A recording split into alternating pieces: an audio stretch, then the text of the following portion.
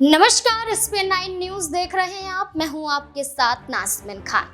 Samajwadi party से कैराना से प्रत्याशी इकरा हसन जो इंग्लैंड से पढ़कर आई हैं, लेकिन कैराना से लोकसभा का चुनाव इस बार लड़ती हुई देखी जाएंगी। इकरा हसन राजनीति में कोई नई चेहरा नहीं है। इकरा हसन इससे पहले भी चुनाव प्रचार में अपने भाई के लिए कैराना सीट से ही उतर चुकी हैं।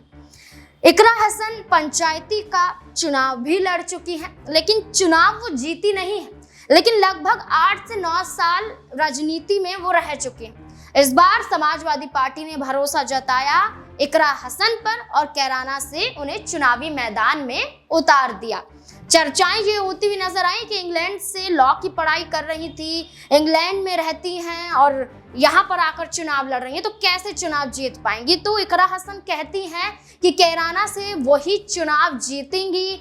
मुस्लिम बहुल्य इलाके होने की वजह से मुस्लिम उन्हें बेहद पसंद कर रहे हैं। और यहाँ पर इकरा हसन एक और बड़ा खुलासा करती हुई नजर आई थी। इकरा हसन का कहना था कि यहाँ पर जयंत चौधरी की वजह से वो आज लोकसभा का चुनाव लड़ रही हैं, क्योंकि समाजवादी पार्टी के बीच में RLD के बीच में चर्चा हो रही थी।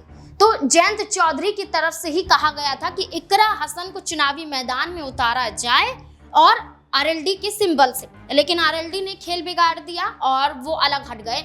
लेकिन इकरा हसन बरकरार रही समाजवादी पार्टी से, तो वो समाजवादी पार्टी के सिंबल से कैराना से चुनाव लड़ रहे हैं।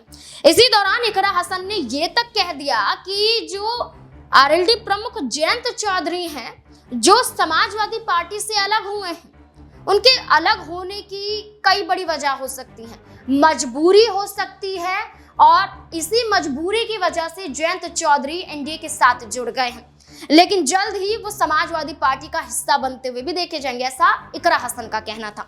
लेकिन अब इकरा हसन के इस बयान को लेकर जब जयंत चौधरी से सवाल पूछा गया, तो जयंत चौधरी कहते हैं कि मजबूरी नहीं था, जरूरी था। ये जरूरी था, कोई भी ऐसी मजबूरी नहीं थी कि मुझे NDA की तरफ बढ़ना पड़े। उन्होंने कहा कि मैं NDA के साथ ही रहूंगा और अलग नहीं हटूंगा। लेकिन आपको क्या लगता है कि क्या इकरा हसन की वजह से अखिलेश यादव और जयंत चौधरी की जो दूरियां बढ़ रही थी, वो क्या कम होती हुई नजर आ सकती हैं? क्या लगता है आपको? कमेंट सेक्शन में जरूर बताएं। देखते हैं SPN9 न्यूज। धन्यवाद।